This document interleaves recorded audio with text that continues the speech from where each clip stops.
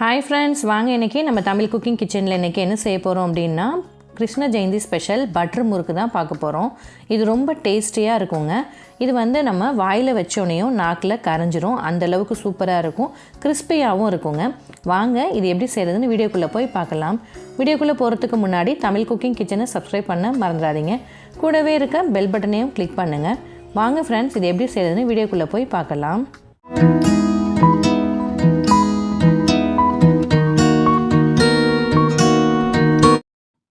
இது செய்கிறதுக்காக ஒரு மிக்சிங் பவுலில் 1 கப் அளவுக்கு பச்சரிசி மாவு எடுத்துக்கோங்க.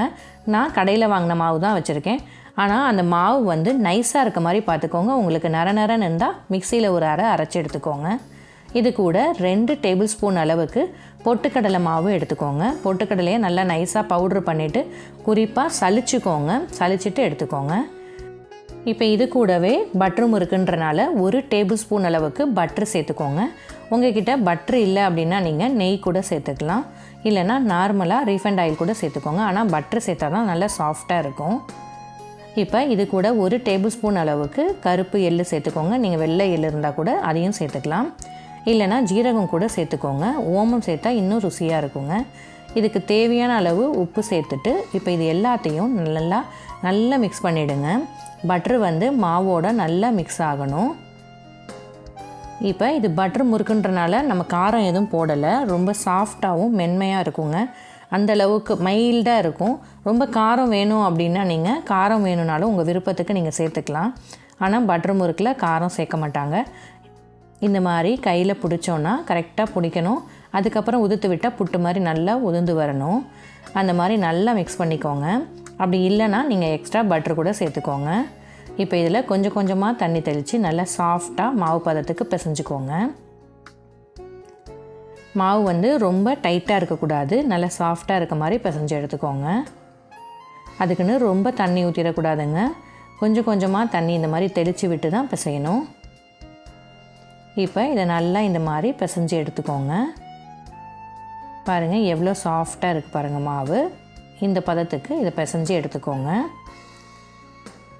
இப்போ இதை நம்ம முறுக்கு குழாய், இந்த மாதிரி ஸ்டார் இருக்கும் பாருங்கள், அந்த மாதிரி முறுக்கு குழாய் அந்த தட்டு எடுத்துக்கோங்க. இப்போ இதில் தான் இந்த அச்சில் தான் நம்ம புளிய போகிறோம். இப்போ இதில் கொஞ்சமாக அந்த முறுக்கு குழாய்க்கு தகுந்த மாதிரி மாவு எடுத்துக்கோங்க. இப்போ அதை நம்ம முறுக்கு குழாயில் இட்டு நம்ம புளிய போகிறோம். மாவு பாருங்கள் எவ்வளோ சாஃப்டாக இருக்குது பாருங்கள். இந்த மாதிரி தான் மாவு பிசைஞ்சு எடுக்கணும். அப்போ தான் உங்களுக்கு புளியும் போது ஈஸியாக இருக்கும், நல்ல கிறிஸ்பியாகவும் இருக்கும், அதே நேரத்தில் உங்களுக்கு சாஃப்டாகவும் வரும். இப்போ இதை நம்ம நல்லா எண்ணெயில் நல்லா சூடாக்கிட்டு எண்ணெயை மீடியம் ஃப்ளேமில் வச்சுக்கோங்க. அதுக்கப்புறமா தான் நம்ம இதில் புளிஞ்சு விடணும். இது மாதிரி டைரெக்டாக கூட நீங்கள் இந்த மாதிரி புளிஞ்சு விட்டுறலாம். ஒன்றோட ஒன்று ஒட்டாதுங்க. உங்களுக்கு இந்த மாதிரி மேலே மேலே புளியறனால உங்களுக்கு ஒன்றோட ஒன்று ஒட்டாமல் தான் வரும். இதை அப்படியே நல்லா வேக விட்டுருங்க. ஓரளவுக்கு கொஞ்சம் பபிள்ஸ் அடங்கினதுக்கப்புறம் தான் நீங்கள் கரண்டி போடணும். அதுக்கு முன்னாடி நீங்கள் இட்டிங்கன்னா உங்களுக்கு அப்படியே திரியாக பிரிஞ்சு வந்துடும். இப்போ இதுக்கு ஓரளவுக்கு நல்லா வெந்து வருது பாருங்கள். இப்போ டைரெக்டாக உங்களுக்கு நீங்கள் பிகினராக இருந்தீங்கன்னா டைரெக்டாக எண்ணெயில் புளிய முடியலன்னா கரண்டிலேயே நீங்கள் பேக்கில் திருப்பிட்டு அதை புளிஞ்சிட்டு அதுக்கப்புறம் நீங்கள் எண்ணெயில் இட்டுக்கலாம். பாருங்கள் பபிள்ஸ் ஓரளவுக்கு அடங்கிடுச்சு. இப்போ இதை அப்படியே திருப்பி போட்டுக்க வேண்டியதுதான். இது பாருங்கள் உங்களுக்கு இந்த மாதிரி இதே மாதிரியே முறுக்கு மாதிரி முழுசாக இருக்கணுன்னாலும் நீங்கள் அதே மாதிரியே நீங்கள் சுட்டு எடுத்துக்கலாம். அப்படி இல்லைன்னா நீங்கள் இதை உதுத்து விட்டுறலாம். நீங்கள் இது மாதிரி கடாயிலேயே உதுத்து விட்டுக்கலாம். அப்படி இல்லைன்னா நல்லா வறுபட்டு எடுத்ததுக்கப்புறமா நீங்கள் தட்டில் வச்சு கூட உதுத்துக்கலாம். அது உங்களோட விருப்பம்தான்.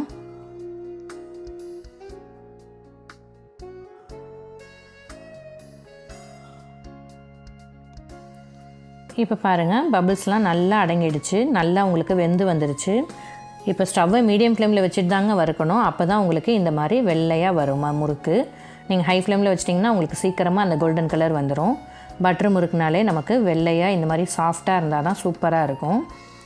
இப்போ இதை எல்லாத்தையும் நம்ம எண்ணெயை வடிச்சிட்டு எடுத்துக்கோங்க. இதே மாதிரியே நம்ம வச்சுருந்த எல்லா மாவுலையும் இந்த மாதிரி புளிஞ்சு எடுத்துக்கலாம். பாருங்கள் எவ்வளோ சூப்பராக வந்திருக்கு பாருங்கள். நல்லா கிறிஸ்பியாகவும் இருக்குங்க, நாக்கில் பட்டோனையும் கரையிற மாதிரி சாஃப்டாகவும் இருக்குங்க. இந்த பட்டர் முறுக்கை இந்த கிருஷ்ண ஜெயந்திக்கு நீங்கள் கண்டிப்பாக செஞ்சு பாருங்கள். ரொம்ப குறைவான பொருட்களை வச்சு ஈஸியாக செஞ்சு முடிச்சிடலாம். இதை நீங்கள் செஞ்சு பார்த்துட்டு உங்களுக்கு எப்படி வந்துச்சுன்னு கமெண்ட்டில் சொல்லுங்கள். இந்த வீடியோ உங்களுக்கு பிடிச்சிருந்ததுன்னா உங்கள் ஃப்ரெண்ட்ஸுங்களுக்கும் ஷேர் பண்ணுங்கள். Thank you friends.